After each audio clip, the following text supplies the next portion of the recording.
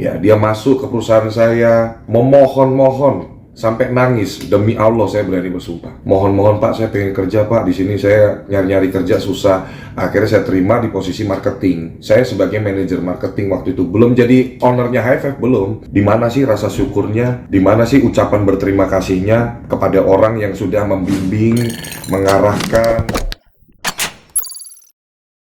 Pengusaha yang viral di media sosial terutama TikTok, John LBF beberapa waktu terakhir menjadi sorotan. Pasalnya, John LBF diduga suka memotong gaji karyawan seenaknya. Hal itu pun viral di Twitter dari akun @septiadp yang diduga mantan karyawan dari John LBF. Ia mengaku bahwa John LBF bukanlah bos yang selama ini diberitakan dan tindakannya hanyalah pencitraan belaka. Hal itu pun menjadi huru-hara di Twitter dan viral di media sosial. Banyak yang mengatakan lebih percaya mantan karyawannya John LBF tersebut. Baru-baru ini, lelaki berdarah Tionghoa itu membantah tuduhan tersebut. John LBF mengatakan jika isu yang beredar di media sosial adalah berita palsu atau hoax.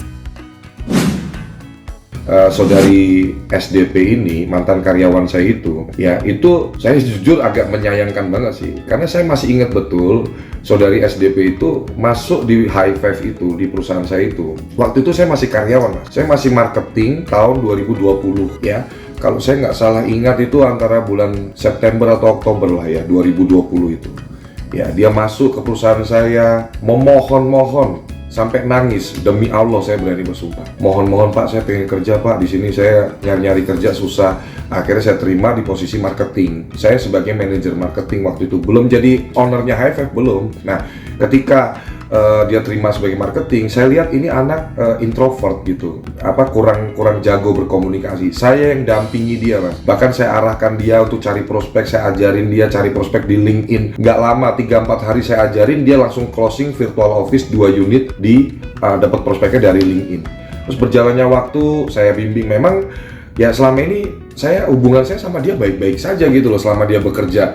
Anaknya pun juga saya arahkan, juga dilakukan gitu-gitu kan. Ya namanya karyawan kadang adalah kayak membelot-belot dikit gitu. Tapi menurut saya kaget banget sih dengan pemberitaan ini sih, karena saudara SDP ini kerja itu nggak sebulan 2 bulan di perusahaan saya, 21 bulan loh. Selama proses di perusahaan ini, kita ini kan namanya perusahaan kan semua kan by rules, by aturan.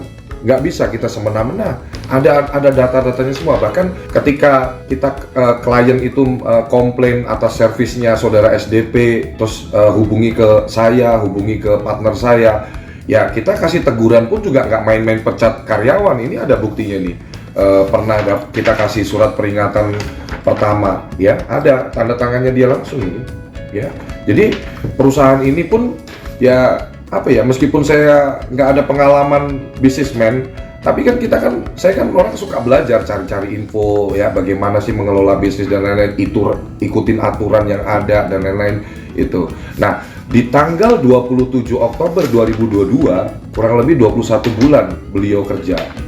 Ini resign mandiri loh, resign mandiri di perusahaan. Bukan dipecat berarti Bang ya? Nggak ada, ini resign mandiri. Alasannya mau buka usaha. Kan saya selalu dukung kalau karyawan saya pengen hidupnya berkembang, pengen maju, ya kita dukung. Mana bisa kita tahan orang mau keluar untuk kehidupan yang lebih baik, masa kita mau tahan? Ini jelas loh yang buat yang bersangkutan. Tidak, menurut saya itu dugaan fitnah dan dugaan pencemaran nama baik yang si pendalilnya juga harus bisa memberikan buktinya. Untuk sekedar info aja, saudari SDP itu saya bimbing betul-betul dari nol. Boleh ditanyakan aja langsung ke yang bersangkutan, berapa penghasilannya di perusahaan saya, 2 digit terus ya. Bahkan pernah saya ingat waktu itu ada klien yang saya kasih juga dapat sampai angka 30 juta dalam 1 bulan. Di mana sih rasa syukurnya? Di mana sih ucapan berterima kasihnya kepada orang yang sudah membimbing, mengarahkan,